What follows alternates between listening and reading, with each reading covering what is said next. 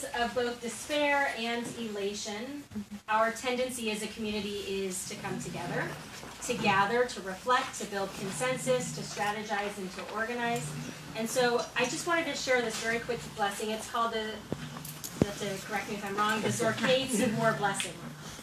Baruch atah Adonai Eloheinu melech haolam asher kishanu b'mitzvotav v'tzivanu la'asok b'tzorchai tzibor. And it means, praised are you, Adonai our God, ruler of the universe, who sanctifies us through mitzvot and has commanded us to engage in the needs of our community. Without further ado, I'm pleased to introduce to you Corey O'Neill, who's the senior researcher at Tulchin Research. Folks may know, and you'll hear more about this later on this evening if you're staying for our business portion of our meeting, that Tulchin Research is JCRC's official polling firm. We've worked with them twice on two really big and significant political campaigns. But maybe more important for this evening, Tulchin Research was Bernie Sanders' national polling firm. And so I'm very pleased to have Corey with us this evening.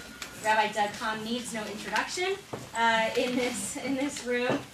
But suffice it to say that one of the many number of things we didn't want to let him stop doing in his enjoyment of his retirement is we really wanted him to come back for this election analysis that we all look forward to. So Doug, thank you very much for being here. The format for this evening is going to be that I'm going to ask some questions of Corey and Doug. We'll have some conversation. They'll share their perspectives with you. And all of this is being both recorded to be shown later, but also is live right now on Facebook Live.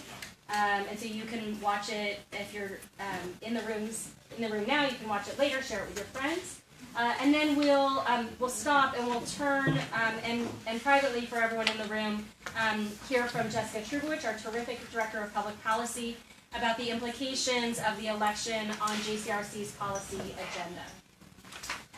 So, without further ado, Corey, I'm wondering if you, I want to get us started, and maybe you can share with us. I remember early on, before the primaries, that Tulchin Research, I think, was seeing that in any matchup between either Sanders or Clinton against Trump, that that Sanders continuously won in all of those predictions. And so maybe you could just start us off and share with us a little bit about that. Yeah, I mean, we've done a vast amount of research across the country, polling in nearly every state during the primary. And we saw a lot of things in that research that kind of led us to what we're kind of seeing now as a result in the aftermath of this election. There was a strong desire, especially in the Midwest and the upper Midwest, kind of that industrial heartland area, especially if you look at those states, Minnesota, Wisconsin, Pennsylvania, Michigan. Those were the key states in this election that really turned the tide for the Republican brand. And those are states that Hillary had strong deficiencies in compared to President Obama in 2012. One of the big things I would note is that in many of those states, Bernie Sanders, when put in a two-way race against Donald Trump, had double-digit leads, or at least in the high single digit, but in most of those states, he had double-digit leads against Donald Trump. Whereas if we look at the two-way race between Hillary Clinton and Donald Trump, those leads in a lot of those states were more around 3-4%. And so, we saw a lot of these things coming. We were trying to make the case to voters that, one, Bernie Sanders was providing a path towards getting rid of kind of the establishment, reforming what he referred to as a rigged economy, and really making a revolutionary change for working class people in this country that, especially in the Midwest, upper Midwest, that kind of, especially white working class voter, middle class voters, middle class families that really need, are looking for even more economic and political change. And that wasn't something that we really saw Hillary Clinton being able to define herself as. She was a candidate who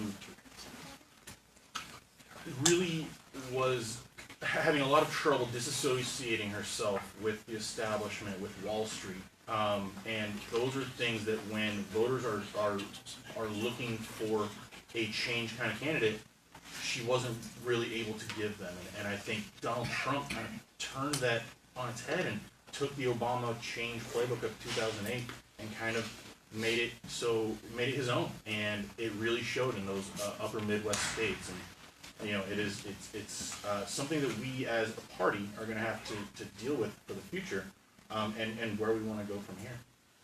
I want to make clear when Corey talks about the party, so JCRC, everyone knows, is a nonpartisan organization. Tulchin Research is a Democratic. We refer to ourselves as a Democratic polling firm for the most part. So, tell us something, Corey, also about what we can learn about voter behavior in this campaign, which was so unorthodox from the beginning to the very end. Yeah, very much so. One thing that was a real dynamic that really just changed the race and changed this election in comparison to 2012 and 2008 is low turnout. The turnout was the end game in this election. We went from having a Democratic candidate in Barack Obama in 2008 who got nearly 70 million votes from Democrats. That dropped down to about 66 million in 2012. That actually dropped down even more significantly in this election. So we went from about 66 million votes in 2012 to just over 60 million votes in this election. There's still a few single-digit millions to be still counted, but there was just a drastic depression in voter turnout among the Democratic Party, and it really showed, especially in a lot of those Midwestern states where those were key. If you look at Southwest Wisconsin, Northeast Iowa, states that were had many counties that were very blue in those elections. They had low turnout, and they ended up being the reason that Hillary Clinton lost in those areas, and largely why she lost in a lot of the country. So yeah, turnout was really key to what was really going on here, and a lot of this is voter enthusiasm. We have to, and especially who are we as Democrats? I mean, we have one of our biggest groups of supporters are millennials, and also, as well, non-white voters, African Americans, Latinos are big key blocks of voters for the Democratic Party, and many of them in a lot of places just really did not turn out in this election, and it was hard to recover in a lot of places when you don't have kind of your core group and your in many ways your most potent group, but it's a problem that we've kind of excluding the Obama presidency. Those turnout issues are issues that we've had for a long time in the party, especially if you look at the George W. Bush years.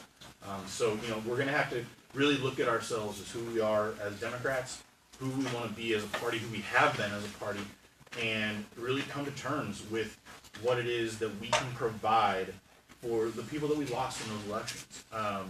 And we really need to motivate voters on the Democratic side, especially those younger voters who are really coming into a new generation of politics, and really figure out what it is that will get them to come out consistently as a party.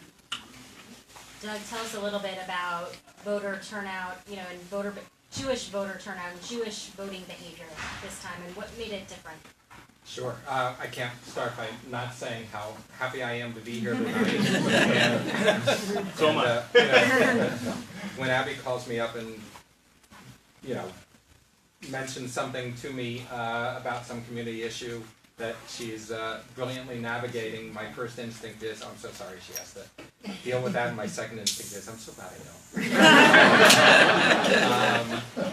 And that leads me to say, as Citizen Kahn, how proud I am of the continued superb leadership, lay and professional of JCRC, including the outstanding statement that was issued today about the appointment of Stephen Bannon. So I just want to salute you for that. And secondly, I want to say that it's really interesting. It's not so easy to shed my nonpartisan voice, and even tonight, that's not my intent. But I kind of also have to call it as I see it. in terms of this election. That's what I'm gonna try to do. So before I talk about the Jewish voting patterns, I think I want to mention briefly what I think was at stake. Some of the things I think are at stake for the Jewish community and beyond, for the total American community, but including for the Jewish community. I think from my vantage point, at least for in modern America, we've always seen the two-party system as kind of driving the messaging and the tone toward the center. That is, everybody ultimately kind of moves toward the center in order to try and capture a majority of America, and that has been a moderating influence in American society. That seems to be clearly in jeopardy, and I think that has profound implications for the potential for more extremism to arise within our society. That's one of the things I think that's at stake. Secondly, historically, we have, as a community, not ever believed that we can eliminate bigotry or anti-Semitism or racism or extremism, but that our role is to move it to the margins and to highlight why it must stay at the margins. So what happens then when it's not only not at the margins, but it moves to the center, and where the actual voice that is perpetrating some of that bigotry and racism is the President-elect of the United States? And how do we handle that? And I think the appointment of Stephen Bannon gives additional concern around that. I think thirdly is that we have many coalitional partners from the Muslim American community, the African American community, the Latino community, go on and on, to talk about, who are feeling not just unsafe, but a degree of threat that is beyond anything that they have experienced in modern times. And what is our role vis-a-vis that? And how safe do we feel in with the understanding that historically we have believed that if one community is targeted, then how long will it be before the Jewish community is targeted, and how do we handle that? And finally, there's a whole set of social issues that we have as a community, and JCRC specifically has been passionate about. That is included from gun control to reproductive choice, from immigration to LGBT rights, we could go on, that now suddenly face an uncertain future, going forward. So with all of that, I think, what's interesting to me in terms of the voting turnout is that I'm sure many of you saw the statistics, but the main exit poll, which was a consolidated New York Times, CNN, many other groups' exit poll, showed that 71% of Jews voted for Hillary Clinton and 24% voted for Donald Trump. What's interesting is that if you look at since 2000, when Gore got 79%, 2004 Kerry got 74%, 2008 Obama got 78%, 2012 he got 69%. There was a dip because there were many issues that had been highlighted, though the dip of the Jewish vote was less than it was in a number of other communities. The fact that Hillary Clinton, with all of the issues that were out there, got 71% and not 75% or 80%, I think is a very interesting thing to kind of unpack further. So when you look at exit polls, the only exit poll that delved deeper into the Jewish vote was one that was commissioned by J Street. But I will say I think it's very credible because it came within 1% point of the CNN exit poll. It showed Hillary Clinton getting 70% of the vote, and I believe Donald Trump getting 25% of the vote. And there they looked at what were the issues that Jews primarily voted on. And it said the top two issues were the top issue was the economy for either the first or second priority for 35% of Jewish voters. Then came issues like healthcare and terrorism, which were tied at 27% as one of the top two issues. Then the Supreme Court at 18%, Social Security and Medicare at 18%, and down further was Israel at 9%, in terms of what were the top two issues that led Jews to make the decision that they did in the voting booth. Now, they also further broke down Reform, Conservative, Orthodox, and just Jews as a category, and I thought that was very interesting. 76% of Reform Jews voted for Hillary Clinton, as compared to 21% for Trump. As compared to 21% for Trump. 71% of Conservative Jews, as compared to 25% for Trump. 56% of Orthodox Jews voted for Clinton as opposed to 39% for Trump. And among those who were just Jewish, 67% voted for Clinton as opposed to 26% who voted for Trump. By the way, in Florida, which is always considered one of those states where Jews might swing the vote, 68% voted for Clinton and 28% voted for Donald Trump. I thought all of those were, very interesting statistics in the campaign, and I thought it was also interesting that the Ivanka Trump and Jared Kushner, her husband, the Saturday night before the election, visited the grave of the Lubavitcher Rebbe in Brooklyn. And that visit was broadcast on video throughout the ultra-Orthodox community, particularly in New York. And I thought that was very interesting because that was a very kind of clear sort of inside track to understanding a way to say we are connected with you. And may in part explain why the vote of the Orthodox community was larger than it was. However, a majority still went for Hillary Clinton, actually more than I would have expected in this election. I'll just mention two other things about Jews and the election, and then I'm sure there'll be more questions down the road. The first is that the number of Jews in Congress, in the House, went from 19 to 22, and in the Senate it dropped one. Barbara Boxer is no longer a senator. So now there will be 8 United States senators who are Jewish rather than 9. We picked up a very interesting governorship in Missouri where a Jewish Republican, former Navy SEAL, was elected as the first Jewish governor in Missouri, and there are many other interesting stories. So I just wanted to kind of throw that out there Are you including as Bid well. in Colorado? Pardon me? Including Bid in Colorado? Maybe I don't know that one. The one other thing I want to finally say on the Jewish vote is it's very interesting just to note that in today's America we had an election where one of the main candidates in the primaries, Bernie Sanders, was the first Jewish American to win a primary. Hillary Clinton has a daughter who married a Jew. It's an intermarriage.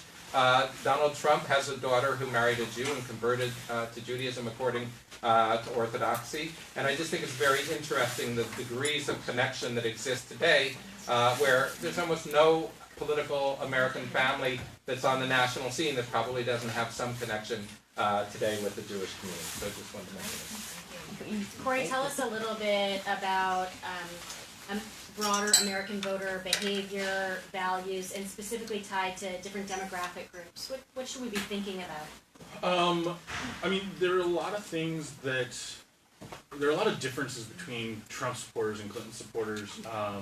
When you think about the issues that Trump supporters really kind of resonated with was more of economic need for economic prosperity, as well as things like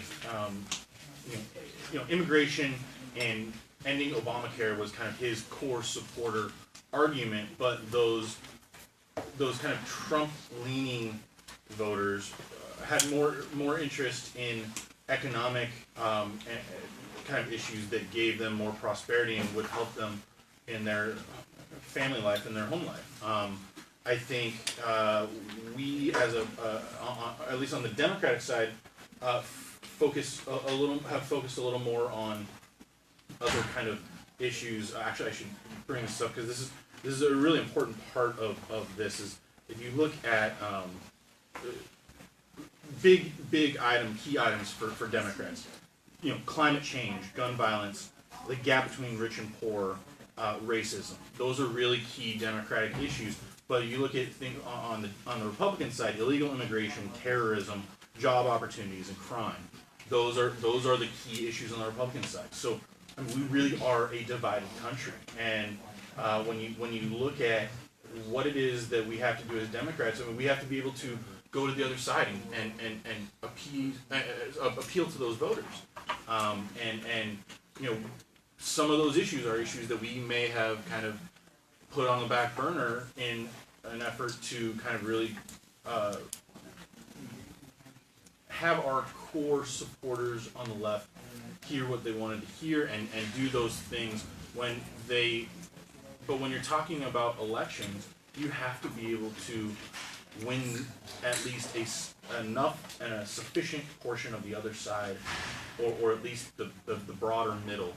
And that's just something that we weren't really able to do in this cycle. And we have to kind of get back to that. We have to look at ourselves as who we are. You look at, among Trump supporters, this is from Pew, there was not a single issue among Trump supporters that they thought got better when it comes to the economy, jobs, security from terrorism and crime. Those are all 11% or under that they've gotten better, whereas for Democrats, 67% say the economy has gotten better, 60% said that their job situation has gotten better. So Democrats actually have seen improvement. They feel like they have seen improvement as a result of the Obama presidency since 2008. And if you look at the support that Clinton got in the urban, cities and urban areas of the country, she was hitting home runs. She was hitting home runs all over the place. But when you look at rural America, when you look at the middle of America, Trump had more support in more places. And he did that because he had a broader sense of his supporters had broader needs. His core supporters, were gutting Obamacare and building a wall to protect us from illegal immigration. And when you look at who his kind of leaners were, their biggest issues were that he would cut taxes and regulations. 40% of swing voters for Trump in this Pew study said that. Another 33% said that he would shake up the establishment. So voters, his supporters, those people who lean towards him, or could have leaned towards Hillary, they were not hearing from them what they thought needed to be happening to change what they wanted to see happening. And look, Donald Trump used Barack Obama's playbook. I mean, he used a change dynamic to the race. It was a change election for him. He communicated that to voters. Voters wanted change, especially in those key areas, those upper Midwest and industrial heartland states. And he convinced them that he was the guy that would do that.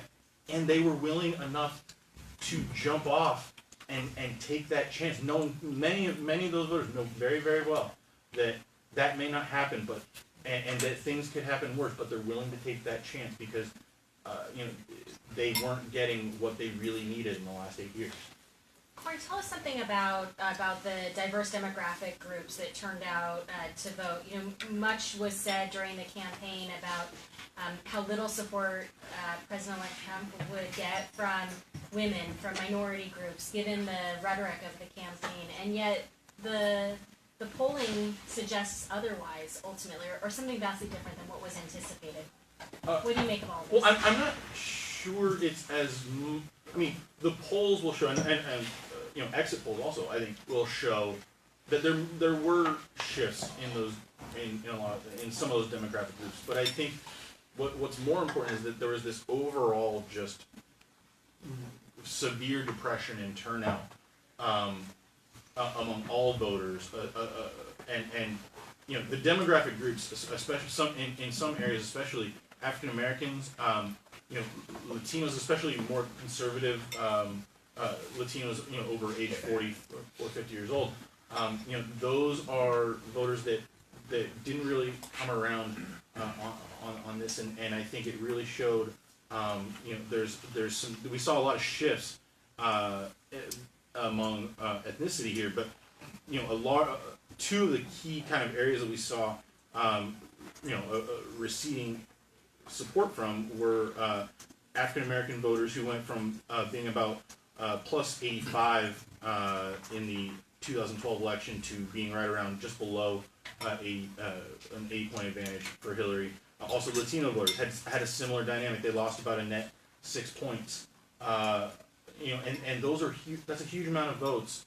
It really only would have taken about 500,000 more votes for Hillary to be able to take certain states. And a lot of those areas in the upper Midwest, you look at, there are those urban areas where there are a lot of those types of non-white voters that could have really helped change the outcome of this election, and we have to communicate to those voters better. As a party, we have to be able to,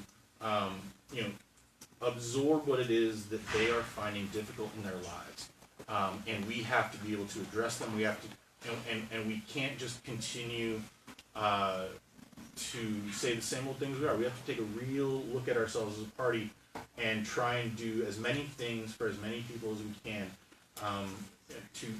and especially to help protect the most vulnerable in the country. And we have to, at the other end of that, we have to be able to make them enthusiastic about the candidate that we're running at the top of the ticket. Enthusiasm. There's a massive enthusiasm gap. Not only among non-white voters, but white voters alike, especially middle class, white working class families.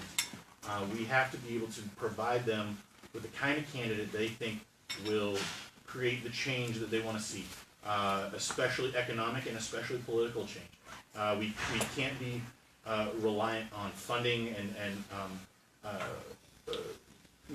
getting, the paid speeches, for instance, was a big thing that Hillary had issues with. And I think a lot of voters look at those kinds of things, the Wall Street connections, and just the general establishment, that she's been around since the 90s. That alone, really hurts her, and I think that gives people a very strong impression that she would not be the candidate that would provide the change that they wanted to see. So I think as a party, we have to be able to come to terms with that and figure out where we go from here on that front. Doug, tell us something about what you think this election portends for the relationship between the United States and Israel. Sure. Before I do, just three quick things based on what Corey was talking about. First of all, I guess I'll call it good news, but it's really been interesting to me over the years to look at what percent of the national vote Jews represent. So when I started out, I think we were about 4 or 5%. Last several elections, we've been 2% of the vote. This time we were 3% of the vote, which means that the drop-off in voting was not as apparent. I don't think we've suddenly had a huge explosion in our population. So it means that Jews voted in a higher percentage than most of the other groups in society. So I thought that was very, very interesting. The second thing is, just to state the obvious, we know that we live in a bubble in the Bay Area. Is that news? But the truth is, American Jews in total live in a bubble. And the degree of contact between American Jews and this other half of America that was the base of Donald Trump's support is so slim. And I think one of the challenges we have to face is how to, and Abby and I were talking about this a little before the meeting, but how to develop a pen-pal relationship, how to develop a way of connecting and communicating and building a relationship and understanding each other between kind of urban America, if you will, and rural America, where the great divide is taking place today. In terms of Israel, it's clear, it's obviously too early to tell. But I'll just sort of throw out a few headlines for us to watch. The first is, initially, you may remember that as early in his candidacy, Donald Trump said he thought that the best stance was neutrality on Israel. And that's not what he's been saying of recent. So that's the first thing to say. In fact, most recently, I think after being elected, he talked about wanting to have a kind of major effort to resolve the Israeli-Palestinian conflict. But secondly, my recollection is that a big to-do was made over the fact that the Republican Party platform did not specifically mention a two-state solution. So one of the questions that will be out there is, where is the administration going to be on a two-state solution? And if that's kind of not part of their thinking, then where is the divide going to be within the American Jewish community, which historically a majority of which, including our community, our JCRC, strongly supports a two-state solution as as the only viable way to achieve a just and lasting peace between Israelis and Palestinians. That too is something to watch. Thirdly, I think you can say this generally about Donald Trump. We simply don't know what he truly feels strongly about. I mean, we already know what he's walked back on in the last week. But I would say as a general rule, I don't think he is a person with strongly held ideological views. I agree with President Obama that kind of left to himself, he would govern from a fairly pragmatic standpoint. The problem is, many people are going to want to sort of see this as an opportunity to sway him in various directions, and we simply don't know who's going to ultimately be in the position to maneuver the administration this way or that way. So, for example, I would say that his gut instinct during the course of the campaign was fairly isolationist. It was kind of an American first approach. But, you know, if he appoints John Bolton in a senior foreign policy position, John Bolton represents a dramatic departure from that. So I think the truth of the matter is we've got to give it a little time. It's only been a week. I know people are, the range of emotions, if I were to list it, would take the rest of the night in terms of what different, reactions people have gone, and understanding that there are people who are also, pleased with the results, but there are also people who are despondent, over the results. But we've got to take a breath and kind of let this play out. I'll say a couple of other things. I do worry that there will be increased polarization within the Jewish community, not in terms of an even split, but that segment of the community that strongly supported Donald Trump, which is about a quarter of our community, will feel emboldened. And if the administration goes a direction that is different than the majority of the Jewish community, and Jewish organizations continue, as I hope they will, to speak out, on these issues, there can be some backlash. So by way of example, it took literally a day after the election before the Republican Jewish Coalition, which was pretty neutral during the election, that is to say they worked on down ballot races and not on the election of Donald Trump. But a day after the election, they hit hard on the ADL for being too strong on the bigotry issue of candidate Trump, which I saw as a sort of signal across the bow. So I can foresee the kinds of issues that we've worked so hard on in this community around civil discourse being challenged again as these issues flare up in terms of the American-Israel relationship, not knowing where the administration will come out on them. Two last points on this. The first is I'll eat my hat if he moves the embassy from Tel Aviv to Jerusalem. He will be yet another candidate who promised to do so, who will never do so. I just want to state that with as much certainty as I could state anything at this point in time. The other is, I think it's a very interesting battle that may take place. There's 8 days ago, everybody expected bloodshed in the Republican Party, right? After the election. The bloodletting was going to be just ruthless, and we didn't know where everything was going to fall. Well, now it's the Democratic Party. And I don't know where Leader Pelosi will end up. They postponed the vote for leadership today until November 30th, as they kind of take stock of whether or not they need new leadership. Nancy Pelosi has been a critically important voice in the liberal camp of the Democratic Party in support of Israel. And there is a divide within the Democratic Party today. We've seen it in the polls within liberal America around these issues. And if there's not a Nancy Pelosi in the leadership position, it will be very interesting to see where the Democratic Party goes on issues relating to Israel down the future. Something that we have to watch. Pardon me? And no, I mean, it's something, and I think unfair things have been said about Keith Ellis, and I just want to say that. But I nevertheless think Nancy Pelosi has played a critically important role in that arena. So I think these are some of the things that we have to watch in terms of the Israel-related issues. Thank you. We have time for probably 3 questions. So let's start here. And maybe you'll introduce yourself. David Newman, I'm chair of the Public Policy Committee.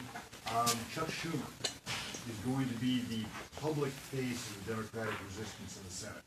He turned out, as I understand it, is Jewish. So we heard. Is that likely to engender some kind of backlash, or are you concerned that it might? I mean, let me say this not about Chuck Schumer specifically. I'll say this as a general term, and again, I'm trying to observe this in as nonpartisan a way as I can. What I worry deeply about the bigotry and racism and misogyny that were part of this campaign, and the responsibility of leadership, starting with President-elect Trump, to address that forcefully, swiftly, and to kind of just make clear that cannot be tolerated, even if it was more of a feature of this campaign than we've seen in modern times. But I worry equally about a potential for what I'll call authoritarian tendencies. And by that I mean that to the extent that criticism or that is leveled in a harsh way, I worry about the pushback that may come from the administration and the potential that it has to be fairly ugly at times. So not in a way that sort of seems specifically geared toward Jews as Jews, but that there could be ugliness, particularly with the way in which Stephen Bannon has operated in the past, and I think that's something that we have to look out for. The point being that I don't think that Jews are going to be uniquely singled out. Many people made a point of the 3 people who were featured in the final ad by Donald Trump and whether it was anti-Semitic. I'm not going to go there in terms of that analysis. But what I do worry about is a potential for, if the back is to the wall, what that striking back may look like, and then that all sorts of ugly things may come out, and that may sometimes appear to appeal to the loyalty issues and whether he is loyal enough and the like, but not because the Jews themselves are being singled out, but because that's the way in which striking back will look, regardless of where it's coming from. Ava. Thank you so much, Doug. It's wonderful to hear you as always. I made everybody feel better, right? Of course. Okay. Yeah. My concern is, in particular, Israel's reaction, as we have already seen it, to the Trump election, in that they are now pushing forward a bill, which I think it may have been accepted, to legalize all Jewish settlements in the West Bank built on private Palestinian land, including the outposts that haven't even considered themselves legal. So is this a very bold move, like, oh, we can get away with anything now, and the 2 states is never going to happen? What do you think? Well, I mean, I was alluding before that we don't know yet. We really don't know. By the way, I want to credit the Israeli government, which I think was overactive 4 years ago in terms of asserting its particular hope of one candidate winning the election, that it really stayed out this time. It really did. It hedged its bets. Obviously, it knew where most of the polls were, but also they viewed Secretary Clinton as a strong supporter of Israel. So they really did stay out of it. But now I think we have to see what that will look like. But the truth of the matter is that we don't know where Donald Trump is going to come out on these issues, because on the one hand, he may be sympathetic with the view that Israel has every right to annex the West Bank or go wherever it wants to go, and on the other hand, he sees himself as a serious negotiator who can solve problems, and he knows that the Israeli-Palestinian problem, or the Israeli-Palestinian issue, is something that nobody else has been able to solve. So it wouldn't surprise me if he tries to take a stab at it. But I think we don't know yet what that will look like. So whether the Israeli government will move forward on some things right now, I think we just have to keep an eye on. But I'm not sure that was going to be influenced significantly by the outcome of the election. There's not even Okay. Yeah. Dick, please. Dick Hyman. I am concerned about our minority neighbors as well as ourselves. I think that Trump has empowered his bigoted followers, and we are already seeing evidence of harassment. So my question is, should, as JCRC, take a stance on this? Should we write a letter to Trump or in some way take a stance on this and encourage him to say something more beyond what he said on Saturday? Stop it. I don't speak for JCRC.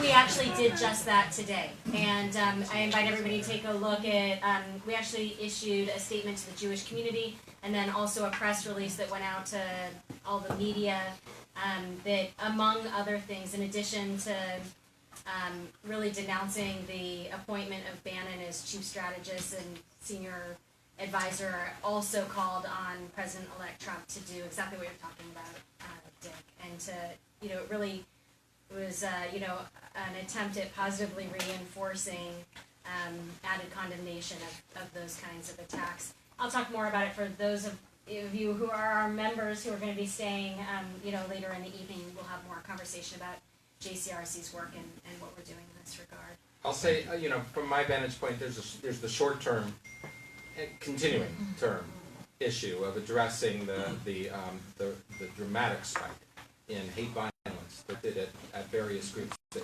we've talked about tonight. And obviously, JCRC has long been involved in those issues and will continue to do so. I think there are longer-term issues as well. I mean, I really think that the fact that there is active voter suppression in this country, and that anybody would not want to see every American who has the right to vote to exercise that vote is an issue for our community as well. But that's a much longer term issue. I'm not saying that specifically for our JCRC, but I think that, again, JCRC was established to protect, to safeguard the rights of Jews, really, for Jews to flourish here and abroad. And we've always associated our ability to do so with the health and strength of democratic institutions. And we have also believed that we always have to be vigilant, that we can't take the health of our democratic institutions for granted. Whether it's an independent media, it's a strong public education system, it's a commitment to democratic pluralism in American society, it's the protection of minorities, and all of these are issues that are part and parcel with what's at the heart of why JCRC was founded and what continues to motivate JCRC's activity on a daily basis. Corey, If I may, Minister, your last words. just to kind of piggyback on that, Donald Trump is going to be president in 2 months, and he's going to need to get away from kind of the rhetoric that he used, especially to attract a lot of his base supporters, especially early on in the primary, the Republican primary. He was getting large support from a lot of people who, there are lots of people who don't find those kinds of things to be as abrasive as others sometimes. But once we saw him get into the general election, that changed a lot. He had to soften his tone, and he got called out on a lot of things during the general election that he wasn't really being called out as much in the primary. And he's going to really have to change his tone. And actually, if any of you saw the 60 Minutes segment on Sunday night, he did kind of have a softer tone. Will he be able to kind of keep that up though? Will what happens when he gets into the Oval Office? What does he just stick to? Does he stay potent still, or does he soften it up? Does he try to reach across the aisle, or just across to voters who may not necessarily be like him, and who are a lot like a lot of us? So that's gonna be one of the big things he's gonna have to do in that sense. Doug, last word. Oh my gosh.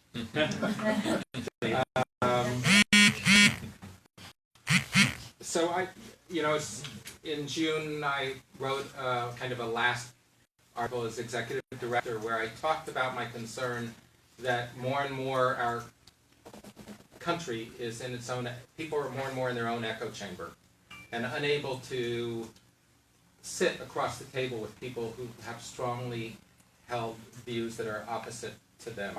And I think that's not in the interests of our community. And more than that, I think that JCRC has represented for our community and will continue to represent. I always say JCRC is the exemplar, not just of civil discourse, but of the ability to bring people with disparate views in, including on whether they voted for Hillary Clinton, Donald Trump, Gary Johnson, Jill Stein, whoever it may be, and to talk thoughtfully and passionately but civilly to each other, to understand each other, with the hope that ultimately we can figure out where that common thread is. And at the time, I cited a Pew study that said that the percentage of Republicans who now view Democrats as a threat to the nation's well-being, and the percentage of Democrats who now view Republicans as a threat to our nation's well-being, not just unfavorably, has reached astonishing levels. So 43% and 27%, or 27% of Democrats see Republicans as a threat to the nation's well-being, and 36% of Republicans see Democrats the same way. That's not sustainable. We can't go on that way, and it could only get worse, given what we have through social media and all the other ways in which those echo chambers exist. And I really was saddened during the course of the campaign, not just after the election, where I would read from people's posts on Facebook, where they said they didn't want anybody who supported this candidate or the other to be, they were unfriending everybody who was on the other side.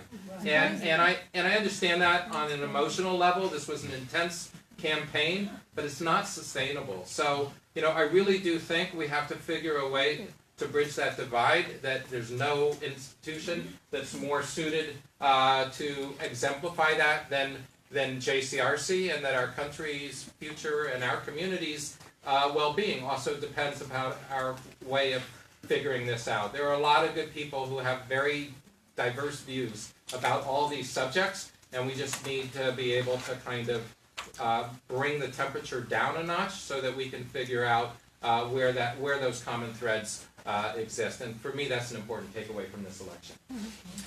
Please join me in thanking our